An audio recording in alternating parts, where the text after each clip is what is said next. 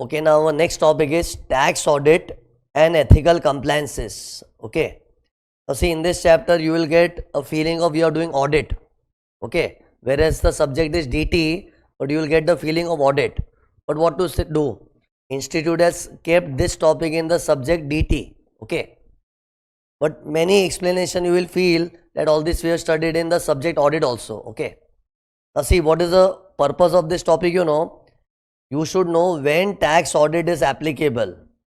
Actually, that little bit knowledge you already have, that when tax audits are applicable. So now you have to study in detail that when tax audit is applicable, and if tax audit is applicable, what are the rules to be followed by a chartered accountant, and then what are the ethical compliances, what ethics a CA has to follow while doing tax audit. So in short, a full-fledged topic on tax audit is there. Okay, so see, in this chapter, my plan is what? First I will explain under what situation audit becomes compulsory. So see, as everyone knows, the section for tax audit is what? Section 44AB. Now see, in this chart, I have covered all the types of people who have to do their audit compulsorily. Okay. So see, broadly there are 5 types of tax audit. You want to see what 5 types? Look, A, B, C, D and E. This numbering A, B, C, D, E, it's not casual numbering. It is as per the law. People say tax audit under clause A of 44AB. Then some people say tax audit under clause C of 44AB. So these numbers you have to remember as it is. So broadly there are 5 types of tax audit. Tax audit under clause A, clause B, clause C, clause D and clause E. Okay. Now see, what is tax audit under clause A? It is for people carrying on business. And what is the rule for people carrying on business? If the turnover is more than 1 crore, audit is compulsory. If the turnover is more than 1 crore, but sometimes the limit is 10 crores. Tell me when the limit is 10 crores. If cash receipts out of my total receipts is not more than 5%. Why did I stress on total receipts? You don't have to see your turnover here. Whether it is sale of goods, sale of asset, sale of machinery, anything you receive, whether it is on account of sale of goods, on account of sale of asset, whether revenue receipt, capital receipt, in all your receipts, the cash element should not be more than 5%. Plus, in all your payments, again I am stressing on the word all your payments, whether revenue expenditure, capital expenditure, in all your payments, cash element should not be more than 5%. And if both the conditions are satisfied, the limit for you will be 10 crores. Anyways, this point we have already discussed in the topic PGBP. So see, once again, have a glance over it. Cash receipts should be less than equal to 5% of total receipts. And here I would reinforce it is all receipts. And in payments also, in all payments, your cash element is not more than 5%. And what do you mean by cash? Anything other than account pay check, draft and ECS called cash. So if by chance you receive by bearer check, cross check, even that is called cash. We have written here. Cash means anything other than account pay check, draft and ECS. ECS is electronic clearing scheme. Then for professional, what is the rule? If the gross receipt is more than 50 lakhs, audit is compulsory. Then this was clause A, clause B. Remember the number of clause also. Clause A, clause B. Then under clause C, audit is required when a transporter wants to declare income lower than presumptive. For transport business, there is presumptive taxation under 44AE. What is the rule for presumptive taxation? A transporter has to declare PGBP of 7,500 per month per vehicle. And if he has got heavy vehicles, then 1,000 per ton, per month, per vehicle. That much he has to declare under presumptive basis. But if a transporter claims, no, my actual income is lesser than this presumptive figure. So to claim lower income under PGBP, you have to compulsorily maintain books and you have to get it audited. So even that is a compulsory audit. And here turnover doesn't matter. If a transporter wants to show income below the presumptive figure, then to help with this turnover, audit becomes compulsory. And that is called audit under clause C. Okay.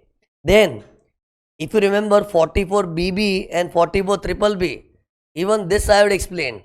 Here also if assessee wants to declare lower profits, lower than the presumptive amount, again audit is compulsory. Let me see whether you remember 44BB and BBB. You know when did I teach this 44BB and BBB? NR taxation. You know NR taxation, see I will remind you. NR taxation, see this. Remember my keyword sum आपके. सम आपके solution हमारे. In that, can you see this hashtag? Here what did I explain? That non-residents who are helping mining business of India and non-residents who are helping power business of India, generally what they have to declare 10% of the gross receipts as PGBP. This is the presumptive figure. But if they claim no, our actual income is less than 10% of the gross receipts, then they have to maintain books and get it audited. So this is also compulsory audit. See, this I explained, and this is which section? The hashtag is under which section? 44BB and BBB. So that's what I am repeating here, na? So see, actually this chart is a summary of all tax audits we have learned up till now. Technically nothing new I am teaching, it is repetition of what I have already taught. So tell me, under 44AE, 44BB and 44BBB, when tax audit is compulsory, if that assessee claims PGBP lower than presumptive amount. Tell me who are the assessee under these three sections? Under 44AE, he is a transporter. 44BB, he is a non-resident helping mining business of India. And here he is a non-resident helping power business of India. So for all three, the rule is if you want to claim PGBP lower than presumptive amount, audit is must. And this audit is called audit under clause C. Then audit under clause D and E is for what you know, like see, if you remember 44ADA and 44AD, this is presumptive taxation for professionals and normal business. Normal means not transport business. Huh? See, ADA is presumptive for professionals. What do you mean by professionals? Male fit company are professionals. If they carry on profession, they have a choice to declare the income on presumptive basis. And what is the presumptive amount for professional? Tell me fast.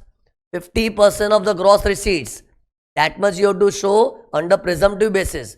But if a professional says, why 50% of gross receipts? My actual incomes are very less. If you want to show lower income, then we will see his NTI. See, PGBP you want, look at my hand. PGBP if you want to show, law will see your all 5 heads of income.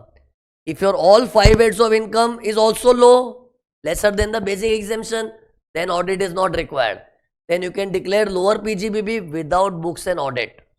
But if a professional wants to declare lower PGBP, and his overall 5 heads of income, see this is I am trying to show 5 heads of income total comes to greater than basic exemption, then you cannot declare lower, this is PGBP, huh? Then you cannot declare lower PGBP without books and audit, then audit becomes compulsory. And same thing was there in 44AD also. But only thing is in 44AD, what is the presumptive amount? 8% of sales or 6% of sales. If these people also want to declare a lower PGBP, the condition is same. You declare lower PGBP. But we will see the total of your 5 heads. If the total of the 5 heads of income, precisely NTI, after chapter 6A, if it exceeds basic exemption, then you cannot easily declare lower PGBP, audit becomes compulsory. See, all this I have explained in the topic PGBP, it is repetition. But you know why this becomes a different thing? Because here NTI is also checked. Like see, in case of transporters and NR helping mining business, NR helping power business, once they want to declare lower PGBP, audit is must. But here they can declare lower PGBP without audit, provided their NTI is also less. But if their NTI means this is total of all 5 heads after chapter 6A. If your NTI is greater than basic exemption, then to declare a lower PGBP, audit becomes compulsory. So see, this is all repetition of what I've already taught, but now at least you remember the clause number. Earlier when I taught about audits, I never talked about the precise clause number. By chance, if in the paper they say audit under clause C of 44AB, you should understand they are talking about this people, okay? So how many clauses are there? A, B, C. D is professionals claiming lower than PG presumptive, and E is businessman claiming PGBP lower than presumptive. So this is one thing we have to study. See, we are doing the topic of tax audit. So this is the main thing which you should know. Now, tell me, tax audit depends mainly upon the turnover. See, most of the people have got audit under clause A only, because majority people in India, they are doing normal business. So this theory is very important, that how to decide your sales is more than 1 CR or not, or 10 crores. So what do you mean by sales? What is the definition of sales? So look, sales means sales as per books of accounts minus ST plus per C DISA. This is my keyword. This formula will give some figure, and that we have to see whether it is greater than 1 crore or 10 crores or not. See, I am talking about for 1 crore and 10 crore, how to see, check the figure. So see, main figure is sale as appearing in the trading account credit side, but from that you have to deduct ST. You know what is ST? Sales return. Obviously, from your sales, if there is some sales return, you have to net your sales return, and net sales has to be seen to decide whether audit is applicable or not. Then T stands for any trade discount. Trade discount you have to subtract. Cash discount you cannot, because cash discount is not while selling the goods. Cash discount is when you want to recover the money from debtors. If you want to recover the money fast, we tell them that we will give discount if you pay the money fast. But that is in recovery. But while doing the sale, the discount which comes in the bill, that is trade discount. That you have to minus. But don't minus cash discount. See, keep reading here. Look. This first amount is, this is sales as appearing in the books of accounts. Then minus sales return, and if the sales returns are already deducted, good. Then minus trade or turnover discount. These are discount appearing in the bill, not the cash discount. So these are the two things which you have to minus. Then add per C DISA. You know what is P? Any perquisites which you receive from the customer. Like see, I am selling these goods to my customer. So for the goods, he will give me the price. But plus, along with the price, if he gives something extra towards the sale of goods, even that becomes a turnover. He might not give me in the name of sale price. He might give me in some other name. But once it is towards the sale of goods, whatever may be in the name of that item, it becomes the part of turnover. So that is called perquisite. See. But see, this perquisites and benefits, don't take it in general sense. It is towards the sale of goods. Towards the sale of goods, anything comes, it is my turnover. Whether you call it as a sale price from the invoice, or you call that customer gave something extra because my customer loves me. But whatever he gave extra, it is towards the sale of goods only. Na? See, whenever you get something extra, we call it as perquisites only. Then per C DISA. Next alphabet is R. R stands for reimbursement. Like see, many times when you sell the goods to customer, look, I am selling goods to my customer, and I tell my customer, I will do packing for you, I will do transportation for you, but for that you will have to reimburse. So imagine, packing, transportation I did for 100. Look at the figure. Packing, transportation I did for 100. And then while I took the reimbursement from my customer, I took 110. So extra amount taken by way of reimbursement becomes turnover. See, to the extent of 100, I am doing packing, transportation for my customer, and that I am recovering also. That reimbursement is not a part of turnover. Only the net surplus. See, it is written like this: reimbursement of expense but the net surplus. See, this reimbursement are from whom? From customer. See, everything which I am speaking here, it is towards sale of goods transaction, and in the process of sale of goods, sometimes customers will reimburse you some money. And if you have incurred 100 and reimbursement is 100 only, then nothing will come in turnover. But if you incurred 100 rupees for packing and you got reimbursed of 110, so what is the surplus? 10. That amount will be taken in the turnover. Okay. See, right now, you know what we are doing? We are doing a deep research on what will be counted in turnover. Okay. So, in general, we don't think so much. Whatever is the sales, we decide. But if by chance an exam question is like this, where they want to test your turnover knowledge only, so they can create a detailed question. And all this I am not doing on my own. It is given in study material also. It is just I have organized it in a simplest manner with my keyword. Same thing if you see in study material, it is given little complicated. So per C DISA. So last was per. Then C stands for cash assistance. Cash assistance from government in respect of goods. Like see, these goods I am selling to my customer. And maybe for these goods, government might have given me some subsidy. But that subsidy or cash assistance should be in relation to goods. See, whichever terms I am using here, don't take it in general sense. It is only if it is towards goods. So, see, these goods I sell to my customer. But in respect of these goods, I got some cash assistance. So, even that becomes my turnover. Only difference is the goods which are sold to the customer, the price which he gives, I will call it as sale. And government gives something, I will call it as cash assistance. But whether government gives or my customer gives, they are giving for my goods only, na? And whatever I get for my goods, it becomes my turnover. It is just why it is needed to be clarified, because a layman would think cash assistance is received from government. So what? Ultimately, it is in respect of my goods. Only thing is customer gives me the sale price for the goods and government might have given cash assistance. So anything towards the goods is a part of turnover. Then after cash assistance, D stands for drawback. D for duty drawback. But duty drawback in relation to the goods. See, imagine these goods I am selling. So these are my finished products. But in this finished product, there was some raw material which I imported from China. But now, since the goods are exported, I am getting the refund of custom duty. You know, in duty drawback, what happens? I have explained once in PGBP. In duty drawback, whatever import duty you paid on raw material, raw material, final product is a finished product.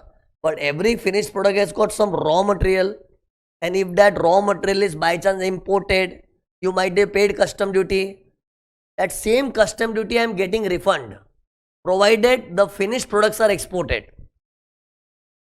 So if you export your finished products, you get an incentive that whatever raw materials were used in that finished products exported, on that raw material if you have paid custom duty, you get it back. But even it pertains to my goods only, na. The duty drawback is something you are receiving from government, and that is for what? For the raw material inside my finished product. And the bottom line is what? Anything which I am getting towards my goods, it is part of my turnover. This is a feeling of the whole concept, okay? Insurance claim. See, insurance claim if you receive for loss of machinery will not be counted. But if it is for goods, like see, I have got goods of 1 lakh units. 80,000 were sold. 20,000 were destroyed by fire. But destroyed by fire means what? It is as good as sold only. But who gave the money? Insurance company. See, you have to take sales in broader term. A narrow mentality will think what? Only the goods which we give to customer, the price which we get from customer, only that is sale. That is a narrow mentality. See, goods, even if lost by fire, if insurance company gives, it's as good as what? We have sold the goods to insurance company. Actually, they are lost by fire, but goods only, na? And we are getting the price, na? So it is again a turnover. So insurance claim, but be careful, it should be of stock, not of machinery, something like that. Then per C DISA. Can you guess what is this? Sale of scrap. Sometimes you are manufacturing the goods and in the manufacturing process there is some scrap. So scrap is also an extension of my goods only, na? So if I get something for a sale of scrap, even that is my turnover. Then last alphabet is A. A is what you know, advance money forfeited. Like see, look here. these goods I was supposed to sell, but before I sold the goods, I might have taken some advance from the customer, but then customer created some problem, so I forfeited their money. See, this is not advance money forfeited in relation to sale of capital asset. In capital gain, what I taught you, you remember capital gain? There I taught you that sometimes we are planning to sell house property, and in relation to sale of house property, we take advance, but if the sale do not materialize, we forfeit it. That was in relation to a capital asset. Same thing can happen in relation to goods. Like I was planning to sell the goods to some customer, but due to some problem, the sale did not materialize, and the advance which I took from him, I forfeited. Forfeited means I kept it in my pocket, did not refund. So again, this is in relation to goods only. The theme is common. Anything towards goods, if you receive, it is your turnover. Whether you call it advance money forfeited, sale of scrap, insurance claim, anything towards goods is my turnover. So this detailed definition a student should know. Now one more thing. Imagine I have got two business of garments, business of mobile. So you have to see aggregate of both the business. See, tax audit limits are not checked business wise. It is assessee wise. Limit is not for a business, limit is for a assessee. Like see, assessee is only one, Shirish Vyas. And if I have got garment business, if I have got say business of selling watches, if I have got business of selling chemicals, so I might have different business, but assessee is one. So I have to aggregate the turnover of all my businesses. See this. Aggregate of all business. On aggregate basis, we have to check the turnover. Okay. So this was about how to decide the figure 1 crore and 10 crore. Okay. Now, whenever tax audit is done, a chartered accountant has to submit two forms. Which two forms? One is audit report form and other is called statement of particulars. These are the two forms. First form is called form of audit report. Here CA will simply give a report that I have checked the books of accounts, everything is true and fair, etc. and he will sign it. And what is the form of audit report? Either 3CA or 3CB. Means if the assessee is such that under other law he is required to get audit, then 3CA. Like see, companies are assessee who have to do audit under income tax law also, plus Companies Act also. So all those assessees who are required to get their books audited under other law, other than Income Tax Act, they have to submit form 3CA. So best example is companies, but don't just buy at companies. There can be other entities also who have to get their accounts audited under some other law. So wherever other law is also applicable on you, form 3CA. But if income tax is the only law forcing you to audit, then report is 3CB. Then along with the report, plus you have to submit form 3CD. See, form 3CD is a detailed questionnaire. Here a chartered accountant has to give details about his observation during audit. How that form exactly looks, that also I will explain now. But these two forms you have to submit. When to submit? At least 1 month prior to the due date of filing return. The audit has to be done at least 1 month prior to the due date of filing the return. And you know, this audit report you can revise also. Tell me, originally you have to submit the report when? By 30th September. You can buy at September because the due date of filing return for audit assess is what? 31st October. Yes, it can be 30th November also if transfer pricing assessee. But whatever is the due date, take 1 month prior. So generally the due dates of audit assess is October. So 1 month prior is 30th September. So by 30th September you have to submit. Now imagine by 30th September audit report was submitted. But later on some event of 43B happened. What is 43B? TB Likram. There are some expenses in PGBP which can be allowed if paid up to the due date of filing return. So imagine my due date of filing return is October, but audit report is submitted in September. So now if client tells chartered accountant, CA, you have submitted the audit report where you said that TB Likram things are outstanding, but we have paid in the month of October. But now CA will say, but I have already made the report in September. Means between September and October there is 1 month gap, na? The audit report will be submitted latest by 30th September. And filing return due date is 31st October. So there is 1 month gap. So maybe in that 1 month gap, some TB Likram was paid. And once it is paid, it can become allowed. So what stand chartered accountant might have taken in the audit might change. Earlier CA might have said, TB Likram things are still unpaid. But that was his impression before 30th September. But in the month of October, eventually it is paid. So he will have to change his stand so he can revise the audit report. Okay, and you know when to revise? Latest by the end of AY.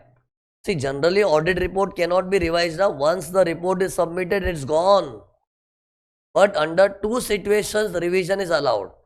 One situation I already told you, that if some 43B event occurs between 30th September and 31st October, wherein earlier it was unpaid, but now it is paid, so deduction becomes allowed. So that has to be reported by CA, but he has already filed a report, so it will be revised. Similarly, 40 small a.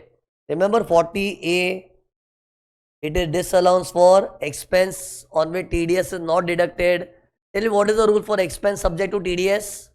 Deduct the TDS and deposit latest up to the due date of filing return. See, generally TDS is to be deposited by 7th of next month. Generally TDS deposit is by 7th of next month. But that is a general rule. But in PGBP, to get an expenditure allowed, the rule is different. This also I have explained. That if you want an expenditure to become allowed, deduct the TDS and deposit up to the due date of filing return. So again here the problem may happen that when September month came, when audit reports were submitted, that time TDS was not deposited. So CA accordingly reported TDS not deposited, and CA has to report honestly. But that was the impression of the CA in the month of September. And TDS can be deposited up to the due date of filing return, which is till 31st October. So maybe in the month of October, TDS was deposited. So client has to tell CA, sir, you filed the audit report, you made the audit report where you said TDS not deposited, but that was up till 30th September. But in the month of October, we have deposited TDS. So please modify the audit report. See, this who will bring to the notice? Obviously, the client will have to bring this to the notice of CA. And CA is authorized to revise the audit report. So see, whenever events like 40A, is TDS which was not deposited, suddenly it got deposited in the month of October. Or 43B is what? TB Likram, which was actually unpaid, but suddenly in the month of October it got paid. So audit report which has already been submitted by September month, it will be revised, and revision can be done up to the end of AY. Up to the end of AY, audit report can be revised. So when did you originally submit? 30th September. So after that, October, November, December, Jan, Feb, March, till March. End of AY means what? Till March, audit report can be revised. See, these small things can be tested. They can create one big paragraph question where they will ask whether audit report can be revised or not. You can answer that it can be revised under these situations. Now, next explanation is what you know, how Form 3CD is filled. Look here. I have given a summarized form of Form 3CD. Look at this. This is how Form 3CD looks. See, I have created my own design. Actual form, you know, it is different. This is not the actual form. But the particulars which you can see, these are from the actual Form 3CD. Okay. Now see, here actually speaking, you don't have to by heart. And here there is nothing for me to teach. You have to read and understand. Tell me what will I teach? Like see, for example, in every Form 3CD, in first clause you have to write the name of the assessee whose accounts were audited. So write the name. Here nothing is to explain. Then in clause 2 you have to write the address of the assessee, PAN number of the assessee. In clause 4, GST number, ID number is in customs, identification number, and then your status, whether you individual HUF, and then which previous year's books are audited, and what is the relevant AY, and what is this clause of 44AB? See, tax audit is under various clause. How many clauses are there? 5 clauses. So whether the audit is under clause B, clause A, that you have to mention. So see here, actually I don't have anything to teach. What I have done for you is I have created one very summarized form of Form 3CD, which if you compare with the study material, you will find study material Form 3CD is horrible. Practically you will just ignore it. At least if you look at my notes, you will feel like just have a glance, and practically you are not expected to by heart. But then you never know, in exam they can ask a question, what is to be reported in clause 8 of Form 3CD. So actually technically for a student it's very difficult. See, right now I can show and I can answer. But imagine if this is not in front of you, suddenly you have to answer what is to be reported in clause 8. How will you remember? So this practically it is not possible for you to by heart. And secondly, there is nothing here to explain. So this is like self-study you can do. See, every point you will understand on your own. Like in clause 11, what you have to show, which books of accounts were checked. Then list of the books and address where books are kept. And then you can see randomly. Under clause 12, you have to report if presumptive taxation is there. So you have to show along with the section what is the presumptive amount. See, presumptive people, audit is not required. But people claim my income is less than presumptive. For them, audit is must. Huh? So you claim less. But as per presumptive, what is the figure? That you have to show. Na? So these are, and then in clause 13, method of accounting, stock valuation. Means in short here, nothing is to be explained. Yes, there are some hi-fi things like conversion of capital. All this we have done whole DT. So, and whole DT has taken the form of 3CD only. So there is nothing for me to explain. And if I keep talking right now, you will sleep. It's, sir, what to study. You will also feel like, sir, what is there to buy at here? It's informative. So in short, this is informative thing. You can just read. But see, in this few points I would like to discuss. Other things, do you agree? You will understand, like in clause 18, what you have to show? Depreciation details. Okay. Now see, few things like, yeah. In clause 22 of Form 3CD, you have to report about MSME. Micro and small enterprise I have explained in PGBP 43B. There I told you that if you are dealing with micro and small enterprises, what is the rule? You should make the payment within the agreed time. But agreed time should not be more than 45 days. But if you don't agree anything, then you should make the payment within 15 days. And if you delay beyond that, MSME Act will charge interest. And that interest becomes disallowed. So you have to specify the interest levied by MSME Act. This interest I discussed in explaining PGBP. In PGBP I told you that if you delay the payment of micro and small people, you will be liable to pay interest as per MSME Act. And that interest becomes disallowed in PGBP working. So in clause 22, what you have to report? Is there any interest which your client means I am a CA, na? So I have to report whether my client has to pay interest, and definitely if my client might have made delayed payment, he is liable to pay interest. And what is the logic of reporting this thing, because this becomes disallowed in PGBP. Okay. And then latest amendment was there. Latest means not very latest, few months back. 2 more points were added in clause 22. That's why I'm specially discussing this clause. Earlier, you were supposed to report only interest which your client is supposed to pay for the delayed payment to MSME people. But now you have to also report total amount due to micro and small enterprise, and how much is paid within time, how much is not paid within time. This is the reporting requirement in clause 22. This has come in the recent paper, May 26. In May 26, they had given some details about micro and small enterprise. And what they asked? What are the reporting requirements under clause 22? See, if I show you right now, it's very simple. But imagine there are so many clauses. Under which clause, what are the reporting requirements? You cannot buy it. There are no few clauses. Many clauses are there. But generally, what is my feeling, they should not ask by taking a name of a particular clause. Under this clause, what reporting requirement is there? They should not ask. But this time, exceptionally, it happened that under clause 22, what are the reporting requirement? See, clause 22, student will not be able to connect. But at least in the question, they created an atmosphere of micro and small enterprise.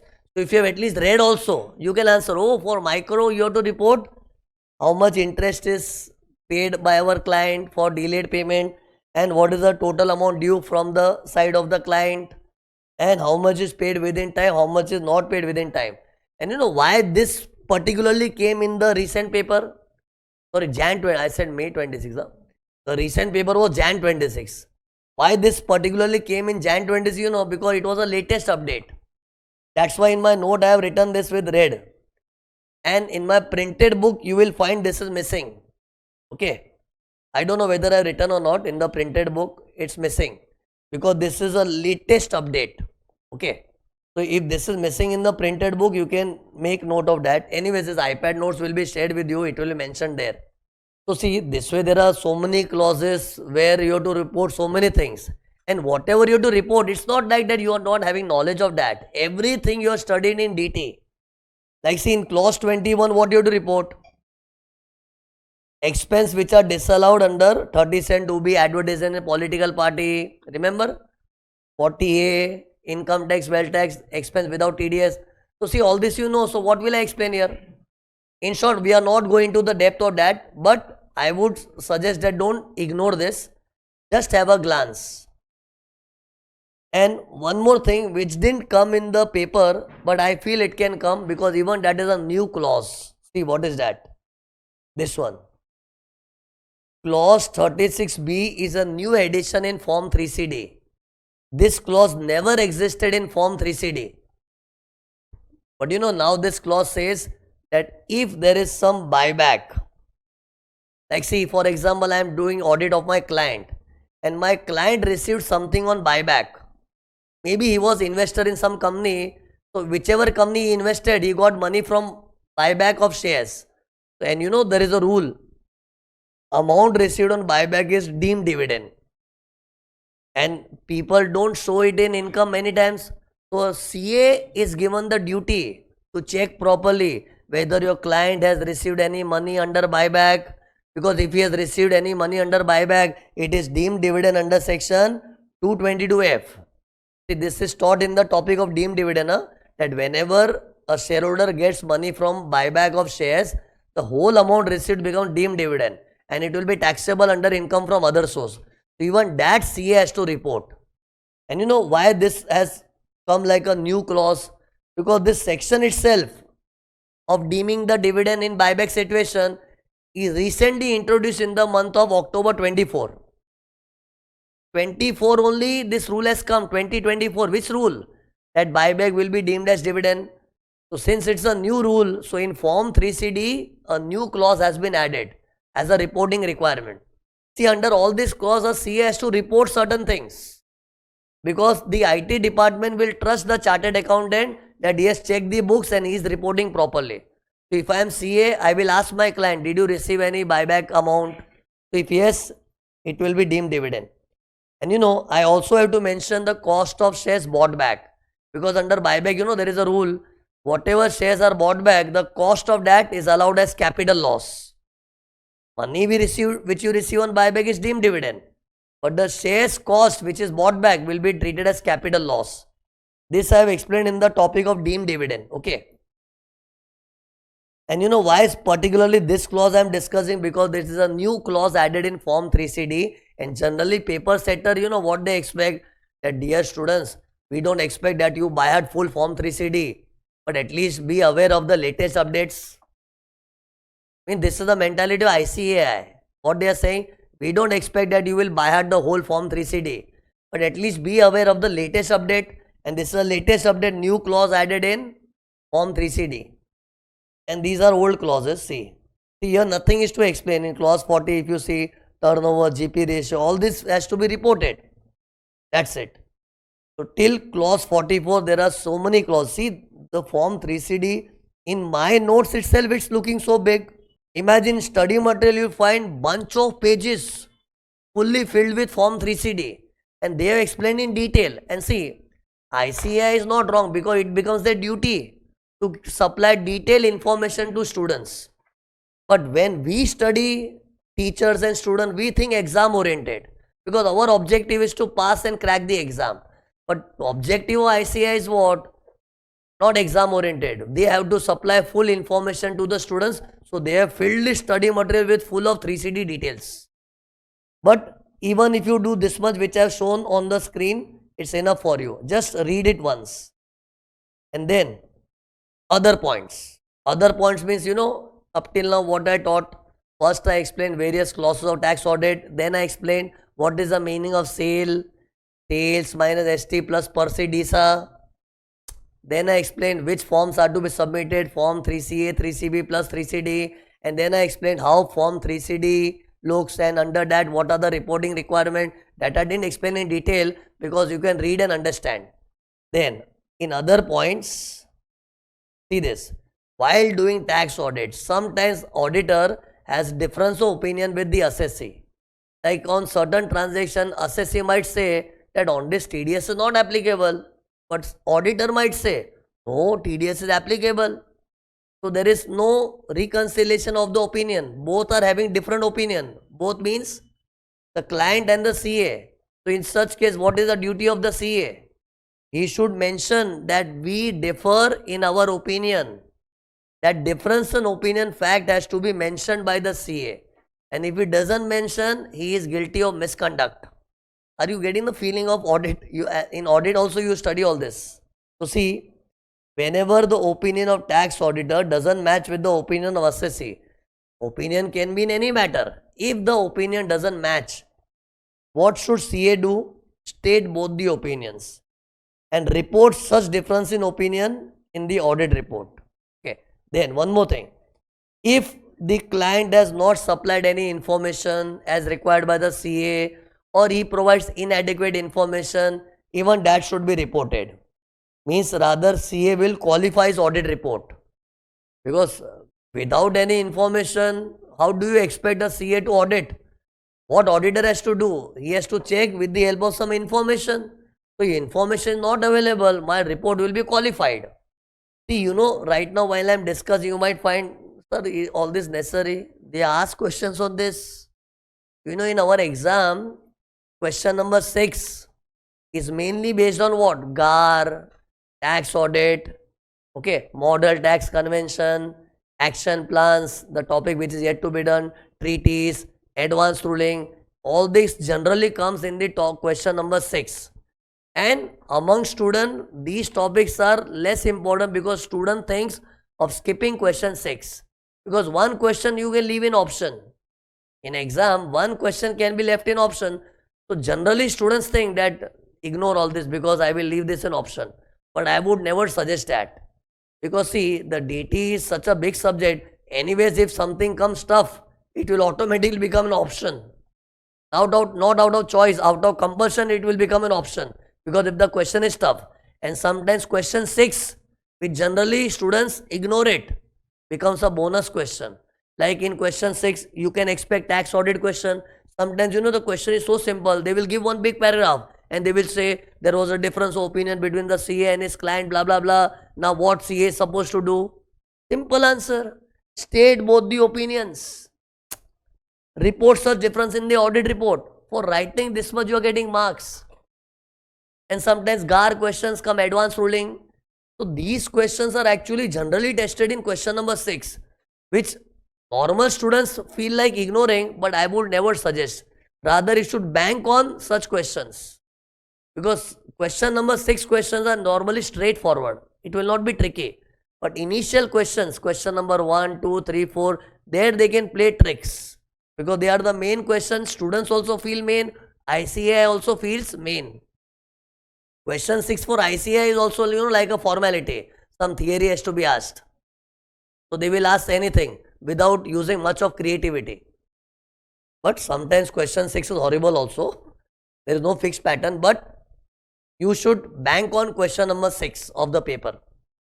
So this much is the theory. Now, okay, one more thing I forgot, penalty. This you know, as I have already explained in PGBP, that if tax audit is not done, what is the penalty? 0.5% of your sales or 1,50,000, whichever is less. That much amount of penalty you will have to pay. Okay. So this is all about the theory. Now questions. This topic especially you find the solutions are so horrible because I have simply copied from study material. But that's okay. The way I am explaining right now, you can answer in a shorter manner. Do one thing, try question number 1. Just read it once. Question is about whether Sunlight is required to get its books of accounts audited or not. Means whether audit will be applicable or not. Tell me, firstly, did you notice the assessee is a normal partnership firm doing business of electronic goods? So is it a case of businessman or professional? Businessman. So in your mind, what should come? Tax audit limit of 1 crore and 10 crore. 1 crore and 10 crore. So keep that knowledge in mind and try. Do you agree? Here I have to think 1 crore and 10 crore because the assessee is in the business of electronic goods. And those who do the normal business of sale of goods, for them normal tax audit limits 1 crore, 10 crore. And see, they have given the turnover also. Turnover is 265 lakhs means 2.65 crores. So according to 1 crore, it looks like audit is must. But nowadays, we don't depend only on 1 crore. We also check 10 crores. What if the assessee is eligible for 10 crore limit? So we'll have to check that, na? See, if that 10 crore headache was not there, na? My conclusion is immediately available. What's my conclusion? Tax audit applicable. Because see, the turnover is 2.65 crores. But because of that 10 crore limit, I am worried maybe you become eligible for 10 crore. So tell me, if 10 crore would be the limit, audit will not come because the assessee is below 10 crore. So tell me how to check. For 10 crore, what is the rule? Tell me. In your total receipts, total means not just receipts from sale of goods, sale of assets. In all your receipt, the cash receipt should not be more than 5%. Plus, in all your payments, the cash payment should not be more than 5%. So this I will check. Okay. So do one thing. First I have kept the formula ready. Tax audit check. So I will check what you know. Tell me how to decide that 5%. What is the formula for deriving the percentage? Cash receipts divided by total receipts. See, I want to create a percentage, no? And can you see here I have written all. What do you mean by all? All means not just stick to revenue transaction, capital transaction, whether on account of sale of goods or sale of asset, everything should be taken. So let us find out whether these two conditions are satisfied or not. So see, they have given a big table for that. See, firstly the turnover is 2 crore 65 lakhs and then aggregate of all receipts during the year, including amount received for turnover. Tell me why this amount is bigger than 2 crore 65 lakhs? Because this is not talking about only turnover. It also talks about sale of assets also. Revenue receipt, capital receipt, this is all. See, I am stressing on this word, all. All means all. It is not just sale of goods. It includes all transaction. And I am interested in what? All receipts only. But now I want to know in this how much is in cash. So see, they have given 2 points of cash. First point says cash receipt inside point number 1. Point number 1 is turnover. I don't want to know how much is cash inside the turnover. I want to know how much is cash in all. I hope you understand there is a difference between turnover and all. All receipt is a broader term. So tell me, is this detail useful? No. But see, fourth point, cash receipts out of 2 above. 2 means Point 2 is what? Turnover or all? All. And we want to know that only, that in your all receipts, how much is cash? See, this is cash, but this is cash in all receipt or turnover? Turnover, but that's not what I want. No? See, the formula is what? We want cash in all. So tell me finally, how will you compare? This becomes cash in all. And what is my total of all receipts? This. So develop this into a percentage. 16 lakhs divided by 3 crores 25 lakhs, you will get one percentage. See, I have written here. I have done the job for you. 4.92 percentage, correct? That means condition 1 is satisfied. Plus, there is one more condition of cash payments. So now again, I will stress on all payments, not just payment for purchase of goods and routine expense. Even if capital expenditures are there, you will consider that. But see, for payment, the question is very simple. Only 2 figures are given. Can you see? This is all payments, and inside this is the cash payment. That's it. These are the only 2 figures. So convert into percentage. 695 upon 1 crore 35 lakhs. That comes to what?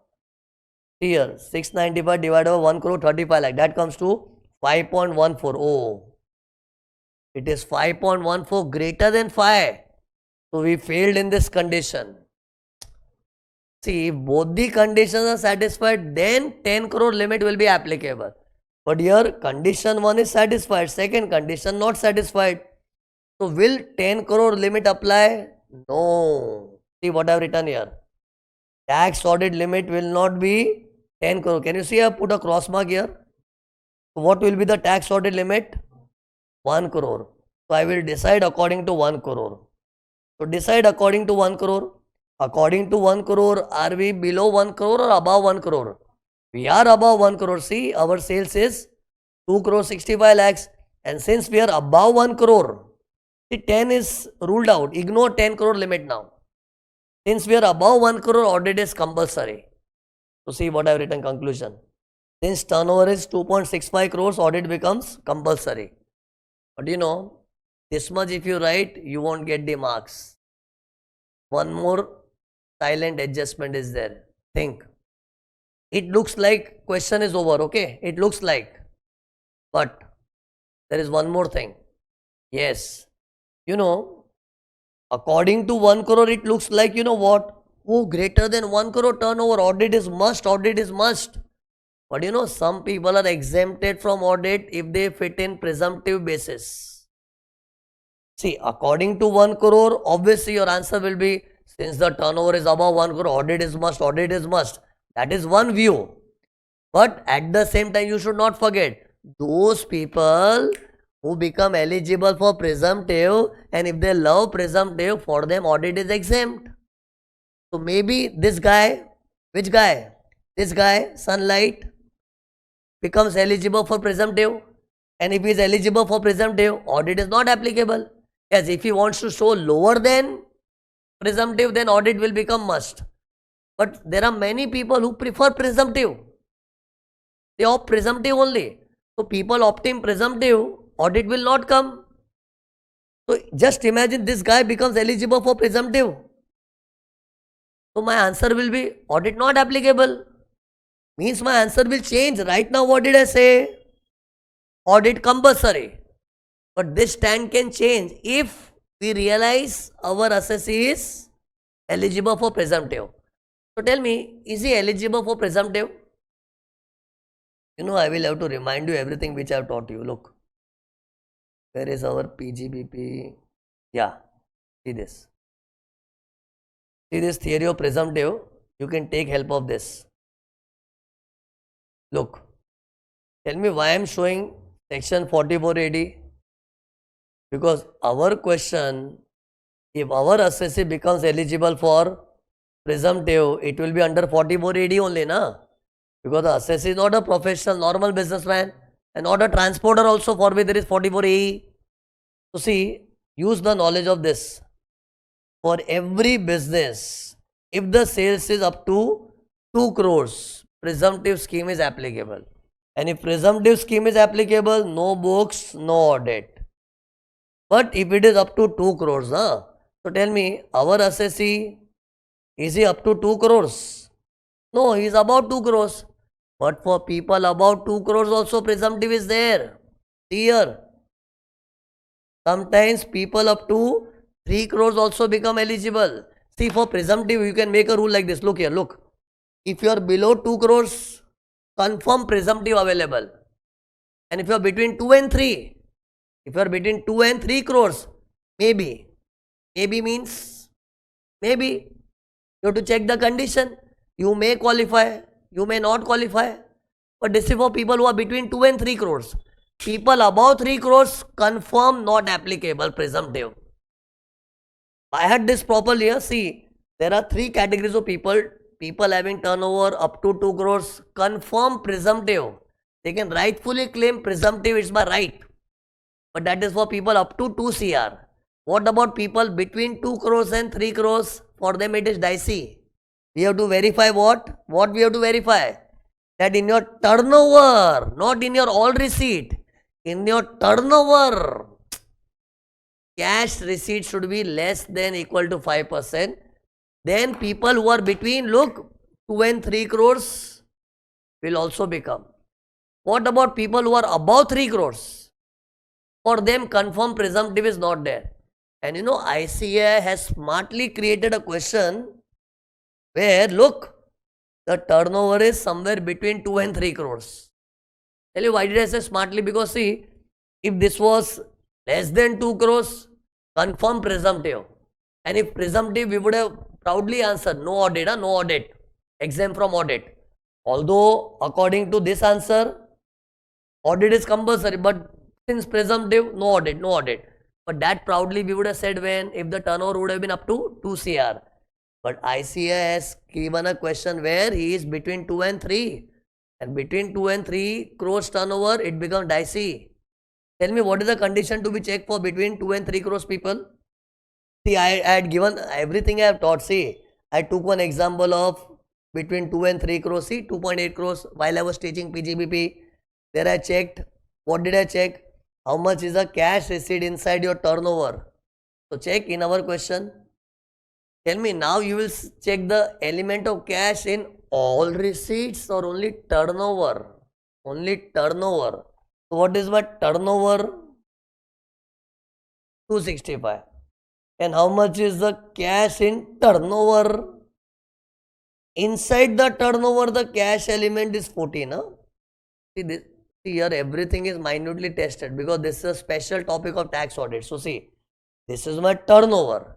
And inside my turnover, this is the cash element. Tell me why I am not looking at 16 lakhs. This was a cash in all receipts, all. That was useful to decide that 10 crore thing. In that 10 crore formula, we will see all. But for presumptive, to decide whether people between 2 crores and 3 crores are eligible for presumptive or not, we see cash element in the turnover. See, you can vouch, I had explained also while explaining. See here, you can see the word turnover. Okay. So tell me, turnover is 2.6 crores, so 65. And in that, how much is cash? Calculate the percentage. What is the percentage? 14 lakhs divided by 2 crores 65 lakhs. It comes to something more than 5%. Oh, presumptive not allowed. And presumptive not allowed means you don't have the privilege of tax audit exemption. Then my answer remains firm. What did I originally decide? Audit is must. And my stand remains audit is must. Because if he would have been eligible for presumptive, then I could have written what? That although audit is compulsory, but since he is eligible for presumptive, he is exempt from audit. But here he is not eligible for presumptive. See, I have done here. See my answer. Presumptive check. In this check, I am focusing on turnover. So what was the working we did? This is the turnover, and inside turnover the cash is 14. So it is more than 5%. So condition not fulfilled. So what I have written? Presumptive limit will be not 3 crore. Means for this guy, presumptive limit is 2 crores. See, 3 crores is applicable to whom? Who fulfill this condition? Who fulfill this condition? But I could not fulfill the condition because my percentage is more than 5. So for me, 3 crores limit will not apply. See, I put cross means 3 crores limit not applicable. So for me, presumptive is possible only if my turnover is up to 2 crores, which is not the case. Ours is more than 2 crores. And since turnover is greater than 2 crores, presumptive not applicable. And presumptive not applicable means, see, if you remember I had explained, if presumptive not applicable, then books and audit depends upon 44 AB limits. If presumptive applicable, then no books, no audit I have written also. But if you fall on right hand side of my chart, means presumptive not applicable, you have to go on actual basis, then books and audit depends upon the limit. And according to the limit, we have decided that audit is compulsory based on 1 crore limit and not 10 crores, correct? Now tell me one more thing. In the question, there is one more thing which I had originally hidden because I didn't want to distract you. Now read. Read this. Would your answer change if the cash receipts given in point number 3 is 13 instead of 14? See, this figure they are changing. If this figure instead of 14, if it is 13 lakhs. Tell me, this 14 which they are changing to 13, it is a cash element in all receipts or turnover? It is inside. How do I? Because see, it's 1 above, na? 1 is turnover. So they are changing which figure? Cash element in all receipts or turnover? Turnover, which is relevant for me over here. So imagine the 14 lakhs here, numerator. If it is 13, my answer will change. Check. 13 upon 2 crore 65 lakhs. So in my turnover, the cash element is 4.91%, which is less than 5. That means I am eligible for presumptive. And if I am eligible for presumptive, I will be exempt from audit. My answer will be no audit will be applicable. Although according to this limit, audit was there.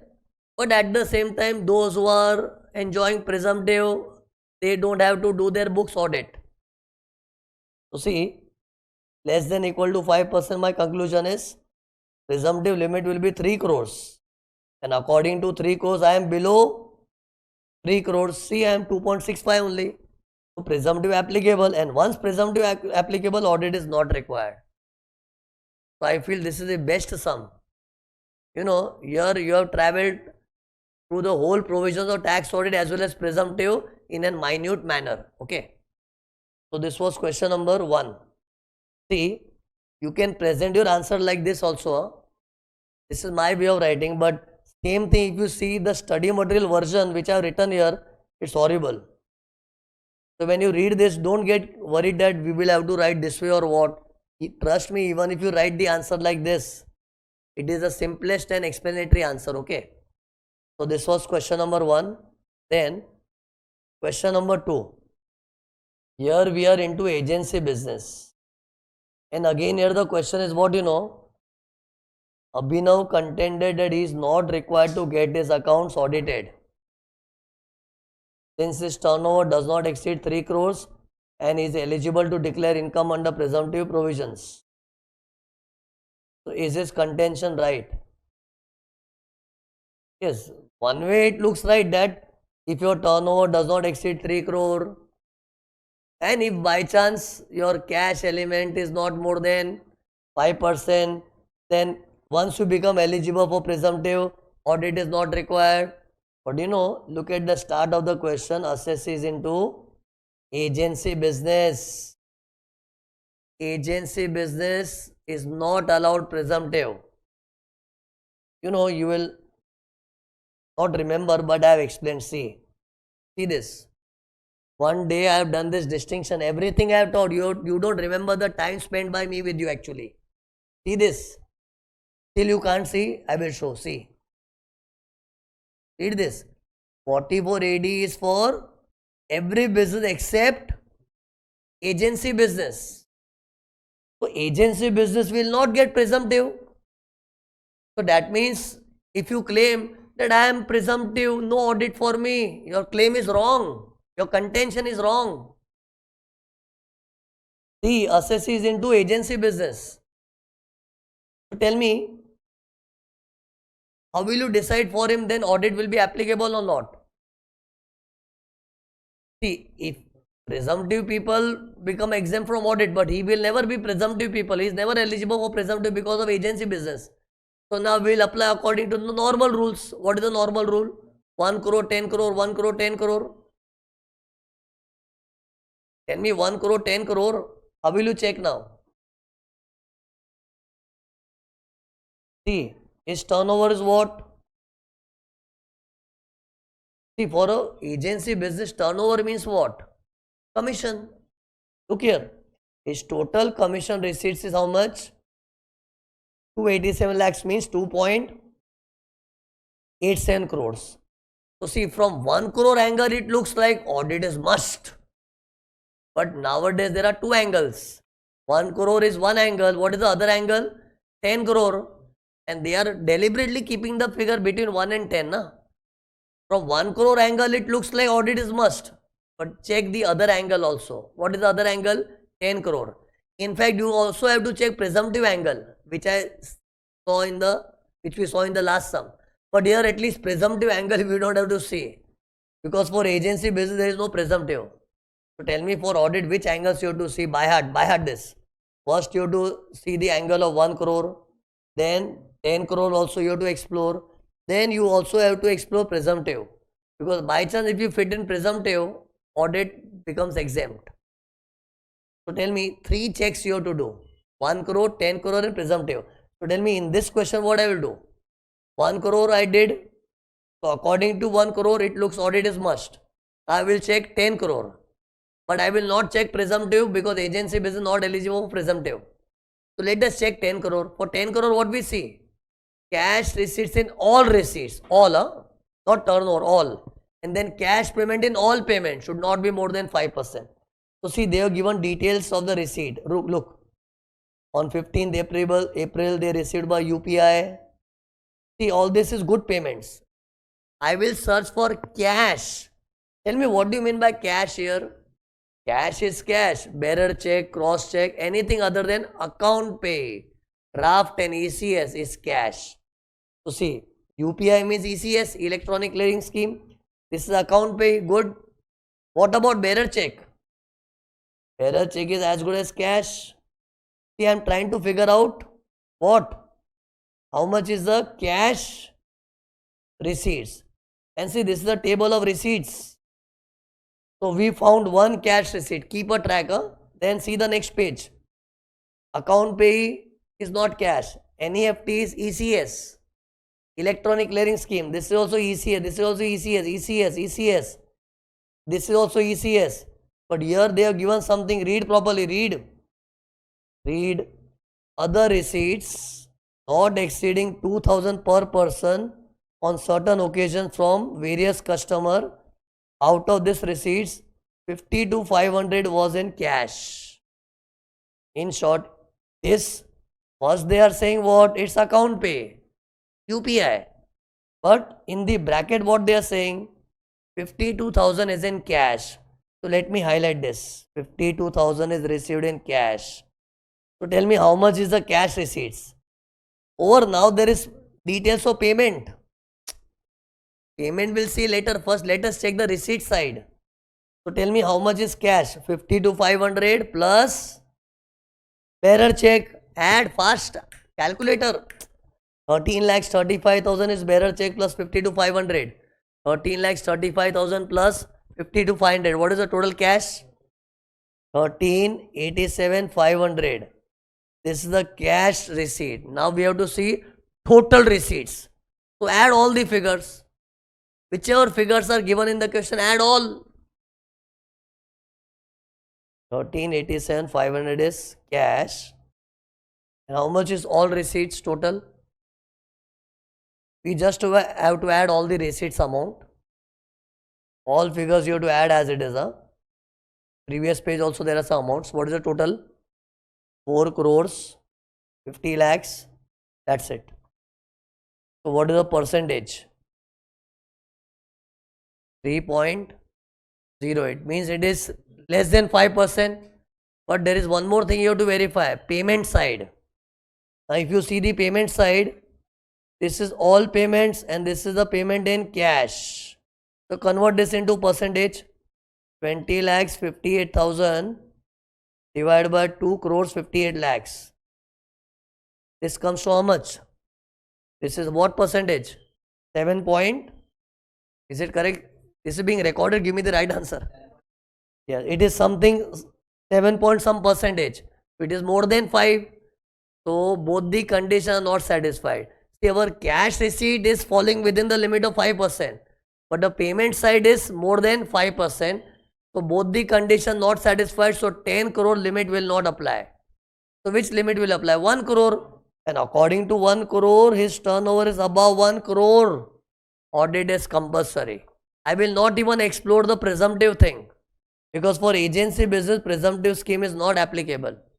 So conclusion, audit is compulsory. Okay, total receipts figure you gave me wrong. Okay, wait. So I repeat, receipts working was wrong. So how much is cash receipts? 1387, 500. And what is the total receipts? 2 crores, 87 lakhs. So this is what? Still it is less than 5%. So receipt side is less than 5%, but the problem is in payment side. In payment side it is greater than 5%. So 10 crore limit will not apply. So according to 1 crore limit, audit is compulsory. So question 1 and 2 was regarding tax audit applicable or not. Now you will find different types of question. See this now. See question number 3. Look here. What I will do. Instead of reading this paragraph along with you where you will get messed up, I will show you with the help of my drawing. See my drawing. Look here. Question 3 we have reached. See in question 3, look. There was an assessee who is into transport business. Listen carefully. His assessee was into some, not transport business. Wait. They were into, they were engaged in transportation of building material. So see, the story is like this. They had less vehicles to transport. So they had to hire some vehicle. Because see, if I have my own vehicles, I can use my own vehicle for transportation. But for some consignments, for some work, I was not having the vehicle. So I hired the vehicles. In the question they have written, they hired dumpers. You know, dumpers are what? They are like heavy vehicles in which we carry construction material like sand, cement. You know, big dumpers are like trucks only, but they are used for carrying construction material. So in the question they are saying, assessee was feeling short of the vehicle, so they had to hire and they had to get some transportation done by hired vehicles. The question was whether TDS will apply or not. What was the transaction? We had to get some dumpers or trucks hired for transportation of the goods. We could have transported with our own vehicle, but our own vehicle got exhausted. We needed more vehicle which we didn't have. So we had to hire. And when you hire the vehicle for transporting the goods, does TDS come? It will come. You forgot 194C. ABC Jal. I had a keyword ABC Jal. Advertisement, broadcasting, telecasting, catering, carriage of goods and passenger by any mode of transport except railways. So their carriage of goods was there. So here assessee was doing what? They had hired some dumpers for carrying, dumpers means trucks, for carrying the goods. So goods transportation contract is a works contract, so TDS will come.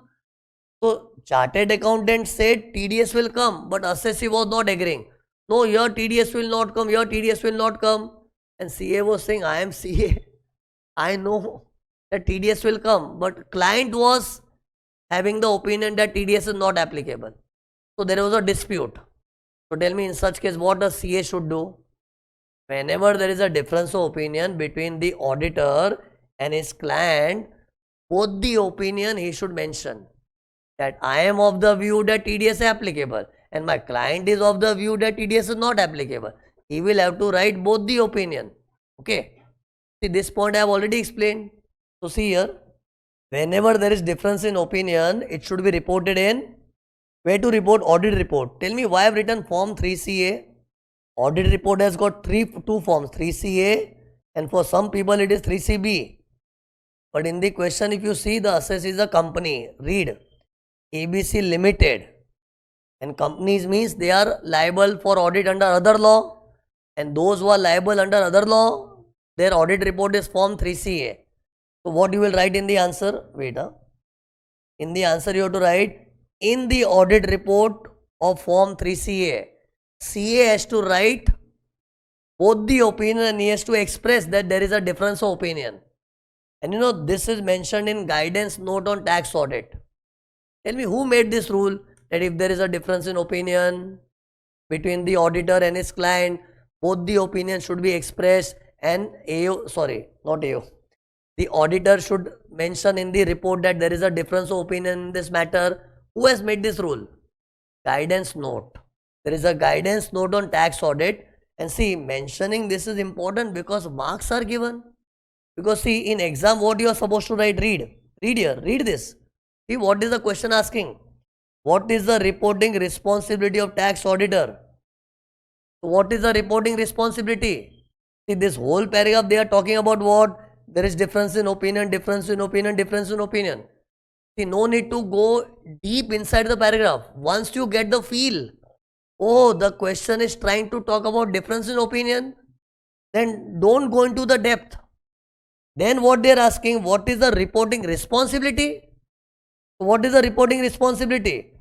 That the difference in opinion should be reported in the audit report under form 3CA, and this is as given by the guidance note on tax audit. And then see what they are asking, consequent ethical implication means what? You know, if that reporting responsibility is not met by the auditor, what consequences he will face. Imagine I am the auditor and I didn't mention about the difference in opinion. I didn't mention. That means this is negligence. CA is not following due diligence. And he will have to suffer what? You know, look. Part 1, second schedule, CA Act 1949. You know, you have studied this in Code of Conduct and Professional Ethics in the subject audit. You know what you will write? If the CA does not report the difference in opinion in the tax audit report under form 3CA, then what will be invoked? Part 1, second schedule of Chartered Accountants Act 1949. You know, this part 1 talks about if CA does not exercise due diligence, he will be punished. And you know, extreme case what happens? Your membership is cancelled. Your CA membership will be cancelled, plus you will have to pay some fine also. Already you don't have to write, you can just write in exam, non-due diligence clause will be invoked, and that is a clause from part, precisely it is clause number 7. Clause 7 in part 1 of second schedule. That has said that if CA acts negligent, if he is not exercising due diligence, he will be guilty of misconduct. So this you have to write. See, when I started the topic, didn't I say you will feel as if you are studying audit only in DT? But you know why they have kept this audit things in the subject DT?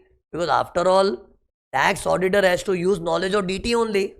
Tax auditor, although he is auditor, but main knowledge which he requires is of DT only. Because whole form 3CD, if you see, is full of DT provisions. That's why, although it looks like audit things you are studying, but it is kept in the syllabus of DT. In old syllabus, this topic was not there in DT, but few years back the syllabus was revised, and in the new syllabus they have kept this topic in DT. See, do one thing, literally by heart this, because you know you will find repetitive question. Once again you will find this repetitive question, you just by heart. Whenever there is a question where there is difference in opinion between auditor and the client, what we will write in exam? In such case, the responsibility of the CA is to report the difference of opinion in the audit report. And you should write the form number also. If the assess is a company type, 3CA. And if it is a partnership firm, normal sole trader, 3CB. And then you should write this is in accordance with guidance note of tax audit. And then you should write, if CA fails to do that, then he is not exercising due diligence. And for non-due diligence, what will be invoked? Part 1, second schedule of CA Act 1949 will be invoked. This much you have to write, okay? Then, that was question 3, now question number 4. See, in question number 4, again they have given a big story. Trust me, this big story I will explain in short. Look here. Question 4. There was some jeweler who was dealing in gold jewelry, purely gold. And there was a search conducted. They were raided. That jeweler was raided. And after the raid, when income tax people, they were doing some checking, they came to know there were so many cash payments. See, during raid, they were busy in seizing what? Badambajo. Remember Badambajo? Books, document, money, bullion, jewelry. So when the raid was going, they were simply gathering the money, bullion, jewelry from his house and they wanted to seize it away. But after the raid got over, they started doing inquiry and they came to know there was 20 crores cash payment. Cash payment is not allowed. Whenever a payment exceeds 10,000, I am talking about PGBP section 40A3. Whenever there is a payment exceeding 10,000, cash is not allowed. And there were several payments exceeding 10,000. In all, the total was 20 crores in cash. But when income tax people noticed, they realized CA did not verify and vouch that. And when CA was asked, you didn't see there was so many cash payment, you didn't report. Cash payments are to be reported in Form 3CD. While doing the audit, if there is a payment exceeding 10,000 in cash, it is a duty of the CA to report. But what CA said? That there are so many transactions. How do you expect me to check each and every transaction, whether cash or check? It is true that in a year, there can be thousands of payment. More than even that. And for a CA, it is not practically possible to check each and every payment, whether cash or check. But for that, what guidance note says? You can make test check. But at least some diligence you exercise. You cannot just say, so many payments, how will I check? You have to do test check. Test check means what? Randomly some transaction you should check. But here CA, he failed to do. He simply relied on director's representation. What did director said? That we have given standing instruction to our employees that any payment exceeding 10,000 should not be done by cash. CA told this, that directors of the company had given standing instructions to the employee. See, our client was a company and company is run by directors. And directors might have given standing instructions to the employees that don't make any payment about 10,000 in cash. So, chartered accountant trusted the directors. See, CA should have done what? He should actually verified few transactions, but he didn't do. He blindly believed whom? Directors. And what director said? Don't worry, we don't do cash payment. We have given standing instruction. In fact, they have shown the copy also. See this standing instruction we have given to all our employees that whenever some payment is about 10,000, don't make it in cash. We have given, so don't worry about that. And auditor trusted. So see, here what guidance note says. Firstly, auditor should have at least checked few transactions. And then, checking every transaction is not possible. You trust the directors. But that you should mention in the audit report.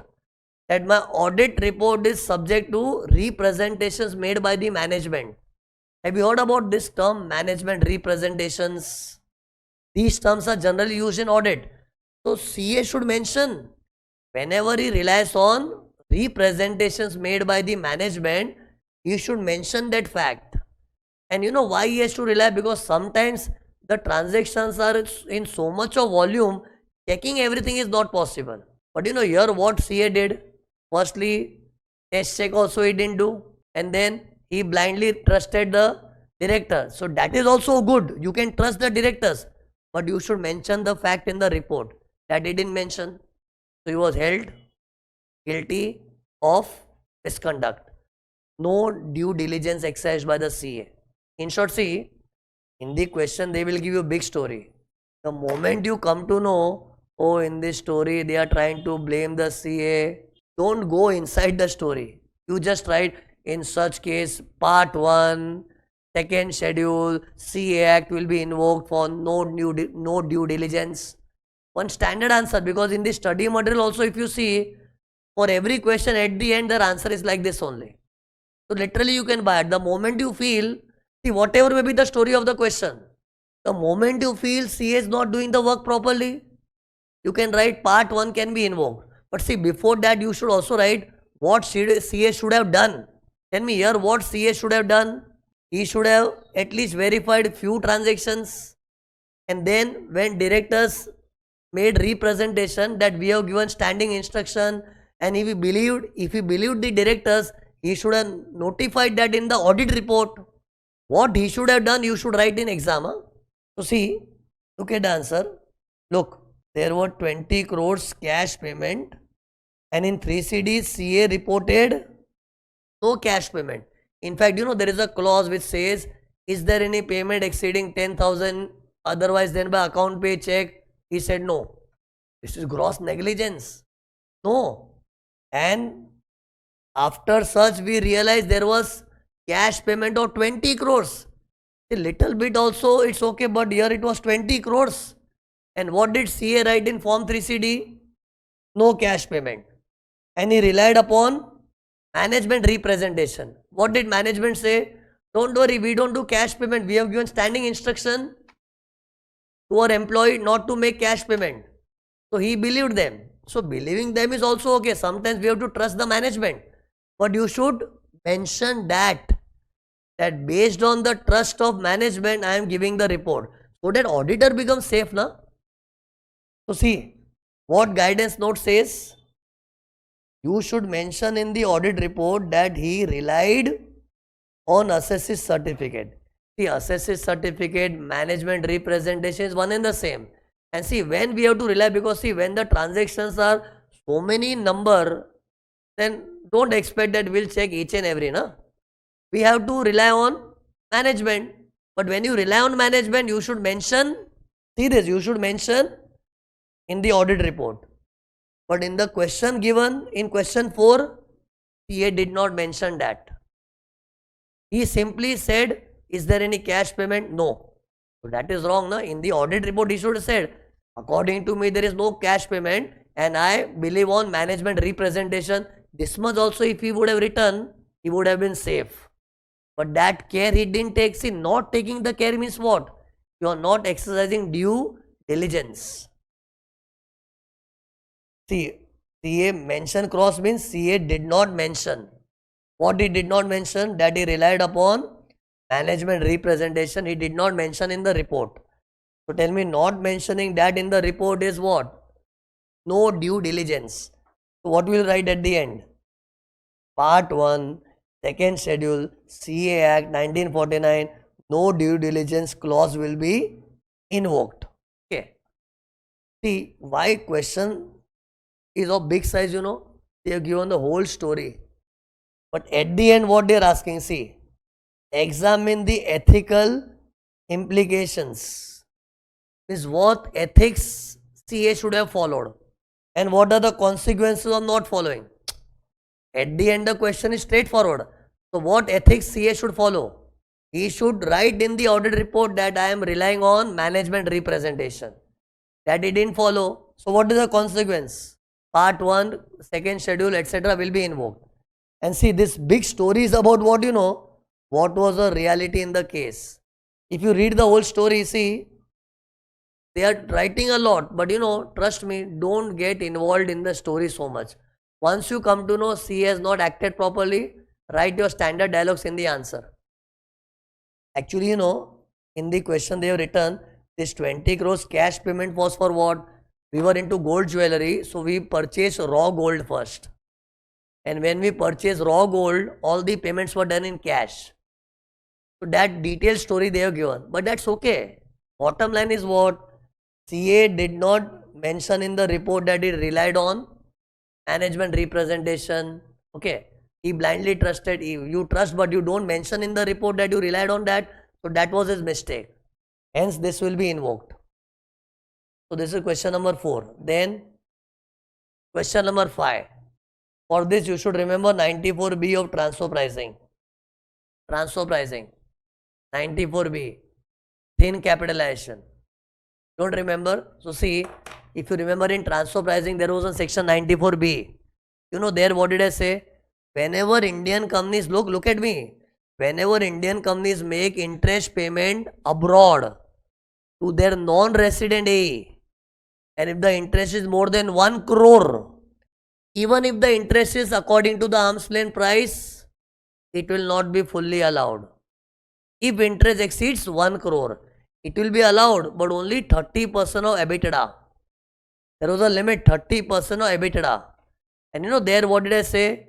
That 30% EBITDA limit will apply when, either you pay interest to your NRA or to some outsider who is guaranteed by my A, or to some outsider with whom my AE has deposited matching funds. You forgot I had explained.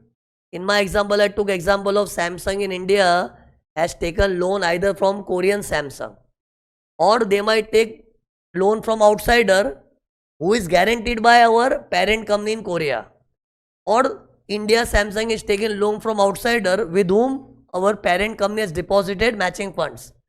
In all such cases, section 94B is applicable. And when 94B applies, what happens? The assessee in India, when he claims interest expenditure in PGBP, it is not fully allowed. It's allowed up to 30% EBITDA. This I had explained in transfer pricing. What is the question here? I will come to that. But if you don't remember that, it's all waste then. See, if you want, I will give you the visual memory also of that. See this. In transfer pricing, just to remember the visuals of that. See this. 94B. Remember this? Indian Samsung paying interest of more than 1 crore to Samsung of Korea. And there I told you that even if interest is paid to outsider, but outsider who is guaranteed by our AE, or with whom AE has deposited matching funds, even that interest is subject to limit. And if the total is more than 1 CR, deduction is up to 30% EBITDA. And then I took this example. Okay. Now see, in this question, what happened? Look. The assessee in India, he paid 95 lakhs interest to non-resident AE. Feel assessee was in India and AE is in, say, Malaysia, Singapore. And we paid interest for the borrowing. Amount was 95 lakhs. It was not more than 1 crore.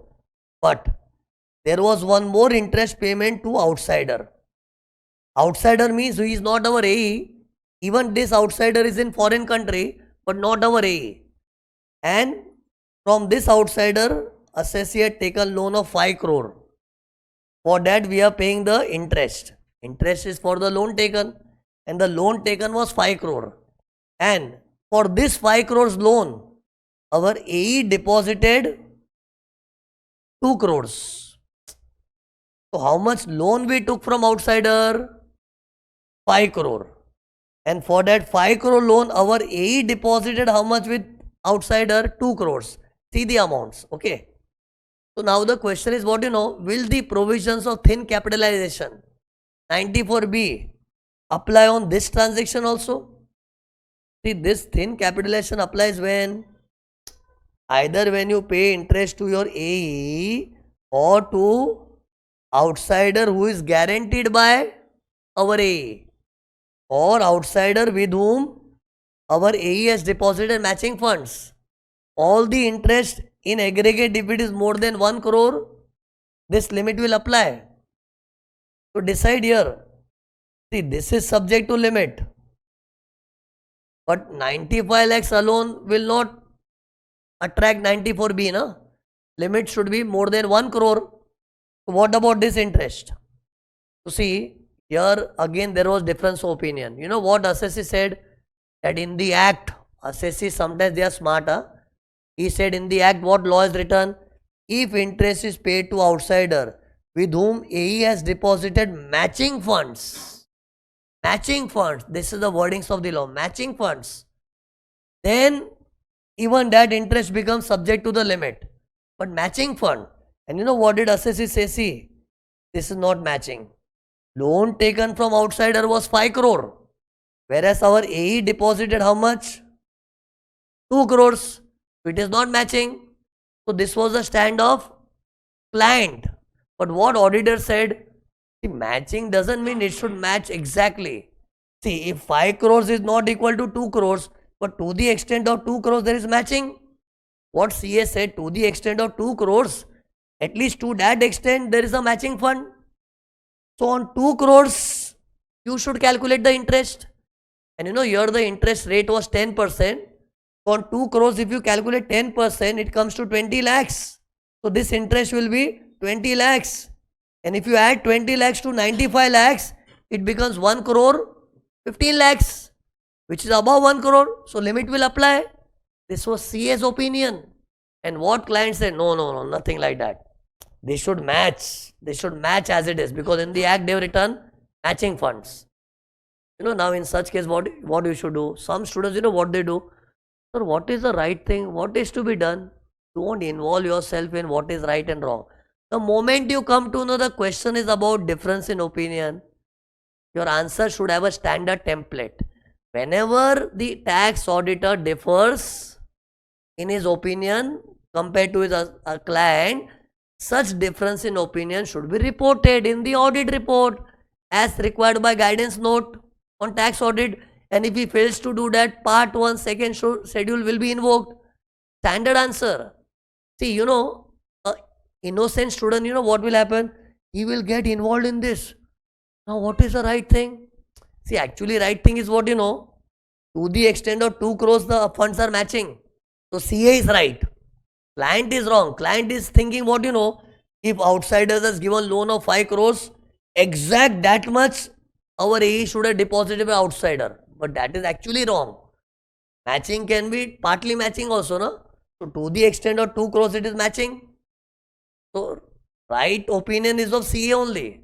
But you know, don't get involved in what is right, what is wrong. Don't be so innocent. Once you get the feel from the question that they are testing on difference of opinion, see, your answer should be what? Wait, first I have written here. Assessee says not applicable. CA says applicable. So, standard answer. Such difference in opinion should be reported in form 3CA. You know when to write 3CA, when to write 3CB. It depends upon the question. Here in the question number 5 it is. It is X Limited Indian company. So, for companies the audit report is in form 3CA. So, in form 3CA you have to express the difference in opinion. This is the requirement of guidance note on tax audit. If not reported, then it is part 1 second schedule can be invoked. So, this was question number 5. Okay, then question 6. In question 6, you know, you have the knowledge of 80 JJAA. You know, in 80 JJAA, what did I explain? In chapter 6, there is one rule that whenever you appoint new employees whose salary is not more than 25,000 per month, then whatever salary you pay to the new employees, 30% of that is allowed as deduction in 3 consecutive years. 30% of the salary paid to the new employee, deduction allowed for continuous 3 years. Okay, and there were other conditions also. Salary paid to the new employee should not be by cash, it should be by account pay check. They should participate in provident fund and they should be employed for 240 days or more in the current year. This I have explained in 80 JJAA. See, here what happened, there was an assessee subject to tax audit. They appointed 20 new employees during the year. Their salary was 25,000 per month. Plus, employer contributed in their provident fund. Plus, they got transport allowance of 3,000 per month in cash. So, this is the salary structure of the new employees kept on job. Now, here, whether ATJJAA will be allowed or not. See, what is the condition for ATJJAA? New employee should be appointed. So that is there. But their salary should not be more than 25,000 per month. And salary means everything given to the employee other than PF contribution. You know, the word emoluments is written in the act, and there is a proper definition of the word emoluments. Emoluments in simple language, salary. See why that definition is important? Because only if the salary of the new employee is not more than 25,000 per month, you become eligible. So what is the meaning of salary? It's defined, and in the definition of what is written, anything given to the new employee, anything in the form of salary, but not PF contribution, because PF contribution goes in his provident fund. It is not take home salary. What he gets to take at it home, everything should be taken. So see here, 25,000 was given plus transport allowance was also there. If you add this two, it becomes 28,000. So assessee is not eligible for ATJJAA. And you know, those who claim ATJJAA, they have to submit form 10DA. This is a special certificate to be got from chartered accountant. Like see, when I appoint new employee, I will have to immediately consult the CA. Please give me form 10DA so that I become eligible for ATJJAA. See, to claim the deduction, there is a condition to get form 10DA. So you know what CA did? He issued form 10DA entitling that yes, my client is eligible for ATJJAA. He gave the deduction also. He allowed, and form was issued by the CA. Whereas it is right or wrong? It's wrong. Assessee is not eligible because 25 plus 3, it comes to 28,000. Yes. Someone can argue, but then in ATJJA, you get deduction of 30% of the salary. Salary should be paid by account paycheck, na? Not by cash. So see, when you calculate the deduction, you will ignore the cash element. But whether you qualify or not, for that 25,000 limit, whether the emoluments are given in cash, check, add all. See, if by chance, you know, this 25,000 I changed to say 20,000, means salary of 20,000 given in cash, 20,000 by check, 3,000 cash. Then the total is 23, na? It's below 25. Then you will become eligible. But deduction, 30% of this amount. This will be ignored. You forgot ATJJ. I will remind you ATJJAA. See this. ATJJAA recently taught to you. Look. See this. In ATJJAA, what did I say? Deduction is allowed if the payment is done by account pay check. So see, when you calculate 30% deduction, it will be only on the check element. But whether your salary is up to 25 or not, for that cash check, everything should be taken. Okay. So if you take cash check everything, so in our question, what is the case? 25,000 salary plus cash transport allowance of 3,000. So it is 28,000. So 28 is bigger than this. So you are not eligible for ATJJAA. Yes, if this amount, in my example, if I change that 25 to 20 plus transport allowance of 3, if it comes to 23, then you are eligible, but deduction will be based on account pay check amount. 30% of what is paid in account pay check. But you know, sometimes, you know, people don't have knowledge. What people do, you know, they think that while appointing the employee, they knew the salary is 28,000. They thought we will give in check 25. So that officially we can say employees are drawing salary of 25. But in cash, if you are giving something, so although you want to keep it separate, but that is also part of his emoluments. If you add both, it comes to 28. See, firstly, PF contribution not taken, it is defined in ATJJAA. But if you add these two, it is 28, so he is not eligible. So see what happened then? Look, ATJJ allowed or not? Answer is no. And CA allowed it. So CA was not careful in doing the work. And not being careful means not exercising due diligence. And you know, this CA issued form 10DA and he was also the tax auditor. By the way, see, 80JJ certificate you can take from other CA, and for audit you can appoint some other CA. But here what happened, in this case, the form issued of 10DA was issued by the same CA who was a tax auditor. So even in tax audit he made the blunder. Here, even in tax audit he said allowed. In form 10DA also he said allowed. He issued in fact two forms, tax audit reports and 10DA. Everywhere he said allowed. So this shows what? CA is not exercising due diligence. See, this is not a question of difference in opinion. Okay. Here what you will say? No due diligence exercised by the CA. So part 1, second schedule, CA Act 1949 will be invoked. Okay. And see, if CA doesn't know the law, who will know the law? See, if the law is controversial, then he can give the disclaimer or some qualified report.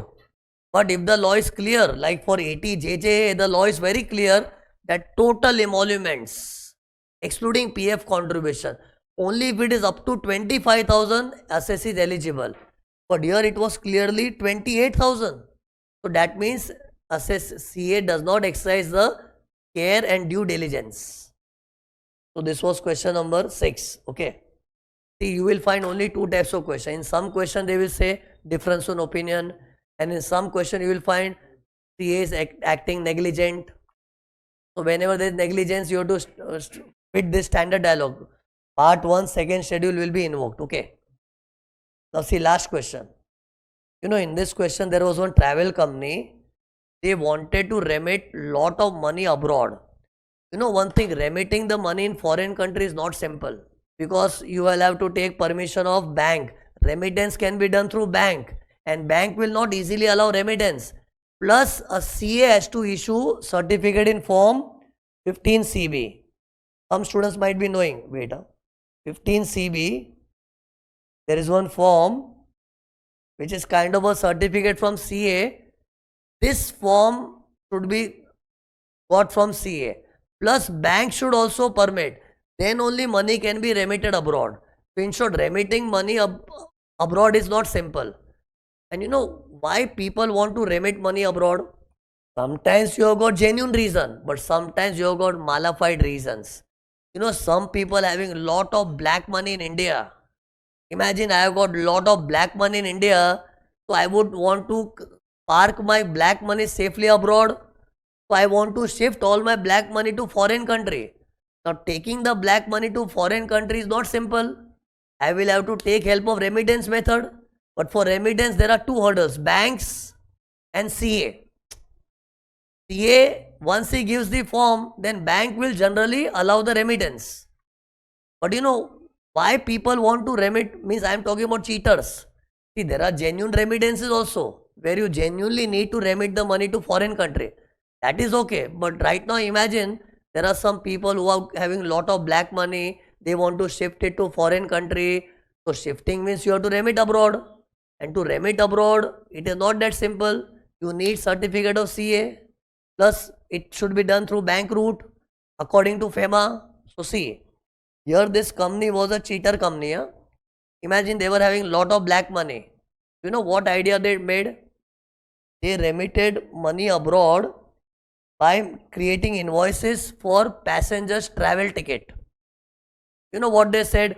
There were hundreds of passengers who wanted to travel to Europe. They wanted to travel to Australia. And for them, we had to book the tickets.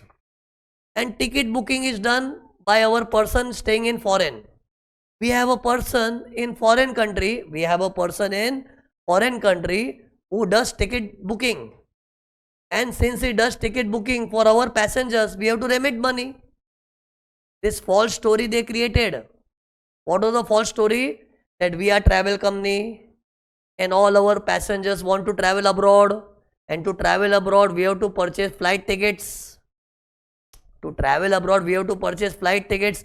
And all flight tickets are booked by our person, say in Singapore. There is our person in Singapore. He does booking, etc. So when he does the booking, he needs money. So we are remitting for that. So this story they cooked.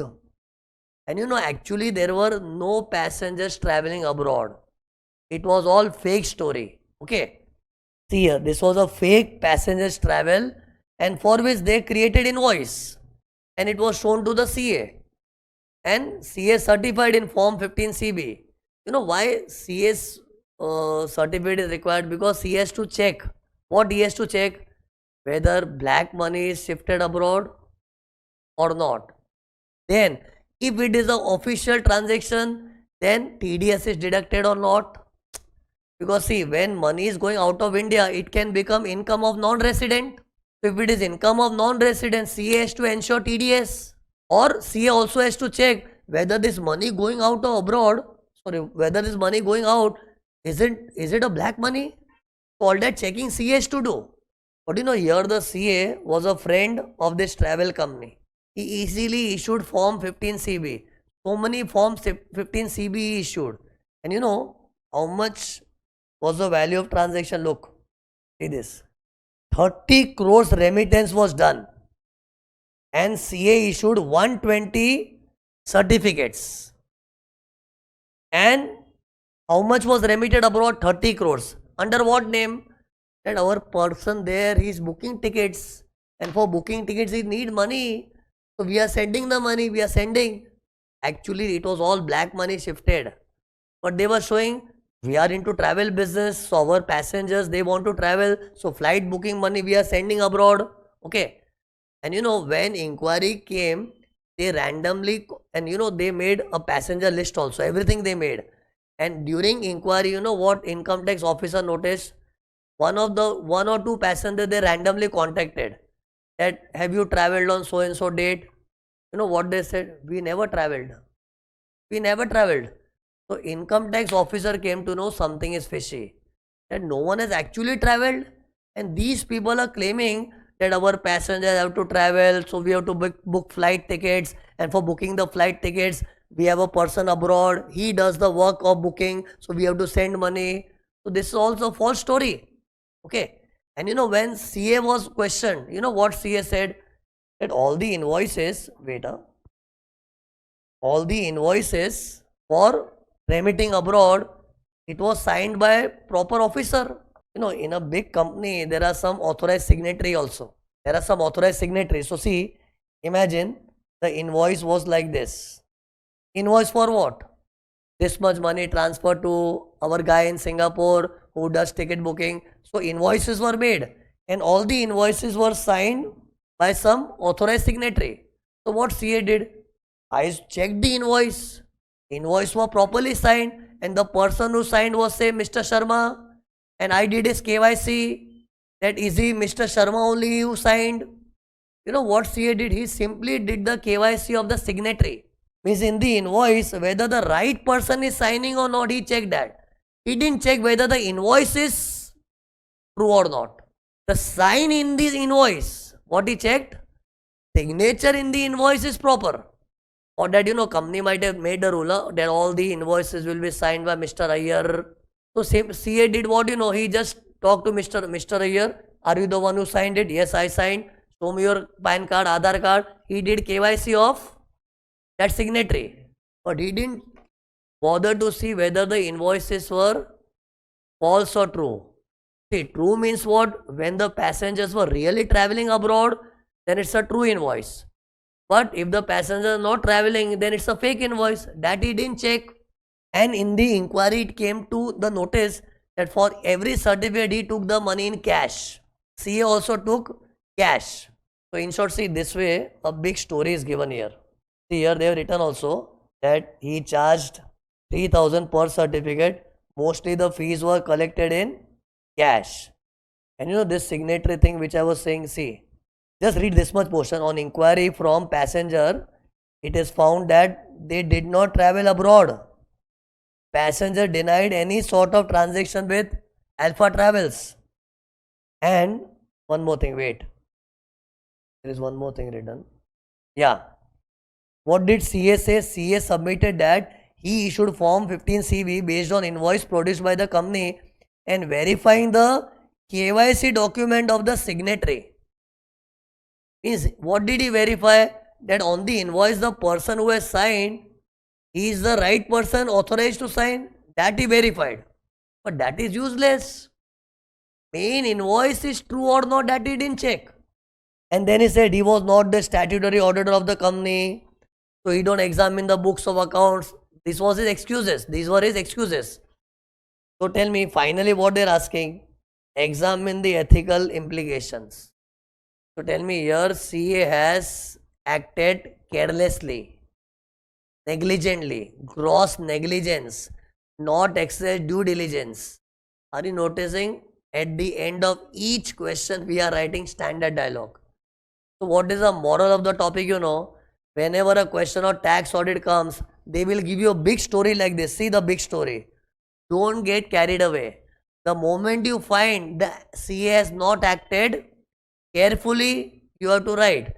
Little bit extra you have to write. What care he should have exercised. Like what care you should have exercised here. He should have bothered to see whether the invoices are true. He should have actually verified whether the passengers are traveling abroad or not. So without verifying whether the invoices are true or fake, he simply issued the certificate. That's why no due diligence. So see, eventually answer is standard. Look. See here, I have written everything. CA issued form 15 CB. He only verified the signatories where the right person signed. Failed to verify the genuineness of the invoice. So conclusion is what? Part 1, second schedule of CA Act, no due diligence will be invoked. See, after doing all this, you will feel, sir, all this is simple. See, if I would not have taught, I would not have been with you, you would have got afraid reading at this big paragraphs. But now after me discussing with you, at least you have one common feel. Whatever they give in the question, first you have to figure out, what is, there are two types of question. Either in the question they will talk about difference in opinion, or they will talk about CA not exercising proper care.